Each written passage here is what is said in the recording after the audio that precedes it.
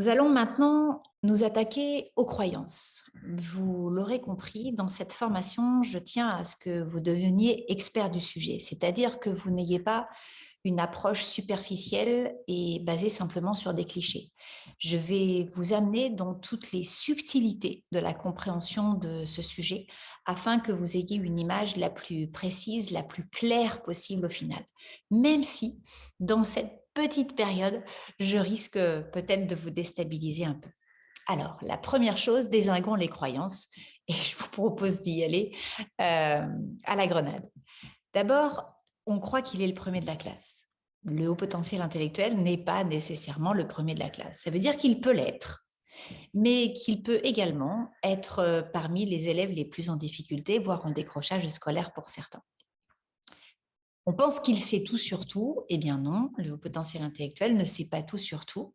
Nous avons vu tout à l'heure qu'il peut avoir quelques sujets de prédilection qu'il explore de façon extrêmement intense et pointue, jusqu'à en connaître parfois des aspects inconnus au grand public.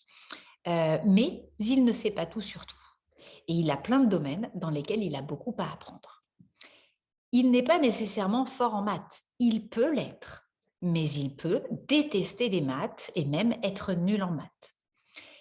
Il ne se présente pas nécessairement sous le visage de l'intello de service. Alors, chacun a son visage. Je pourrais y aller à base de clichés puisque nous sommes dedans, avec des lunettes et un bouquin au milieu de la cour ou présenté comme la personne qui est toujours derrière son bureau entourée de dossiers, de livres. Mais non, il n'a pas forcément cet aspect-là. Parfois, il peut se présenter de façon extrêmement éloignée de ce cliché-là, refusant même l'étiquette d'intello et refusant de s'inscrire dans ce modèle. On prétend que ça doit être génial. Eh bien, pour certains, c'est formidable. Quand on comprend, et c'est ce vers quoi je veux vous amener, quand on comprend et qu'on sait bien utiliser ce système d'exploitation, c'est effectivement un kiff, mais tant qu'on est perdu ou tant qu'on est novice ou tant qu'on n'a pas compris véritablement quels étaient les différents aspects que revêt ce sujet, eh bien, parfois, ça peut être extrêmement douloureux. On croit que si je suis à haut potentiel, je dois avoir réussi professionnellement, ou en tout cas que toutes les personnes à haut potentiel sont reconnaissables à leur réussite professionnelle. Eh bien non. On peut avoir réussi professionnellement sans être à haut potentiel et on peut être à haut potentiel sans avoir réussi professionnellement. Nécessairement célèbre? Eh bien non.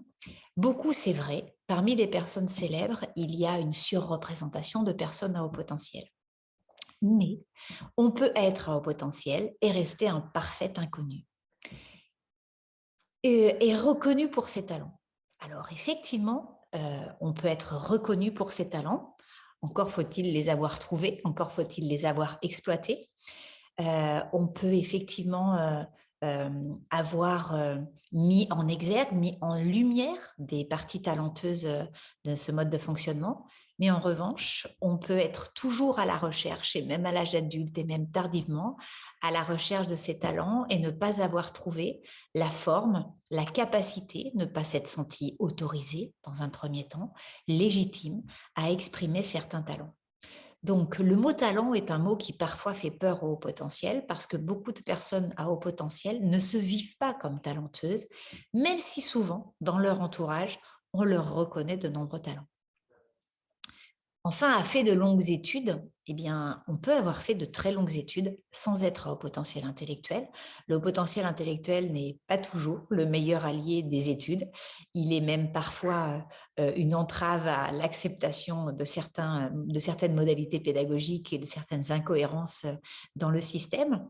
Mais donc, la personne à haut potentiel peut avoir fait de longues études, mais elle peut également ne pas avoir fait d'études, avoir même vécu une situation de décrochage scolaire et ne pas avoir eu ou l'occasion ou la possibilité ou la capacité à pouvoir faire de longues études. J'ai mis 3 petits points parce qu'il existe plein d'autres images que l'on se fait. Vous avez certainement votre représentation de la personne à haut potentiel. Vous avez certainement votre icône, vos icônes. Et je vous invite à les démonter. Je vous invite à essayer de comprendre qu'il y a derrière ces images iconiques souvent une barrière qui nous empêche de nous reconnaître, de s'autoriser à se poser la question pour soi.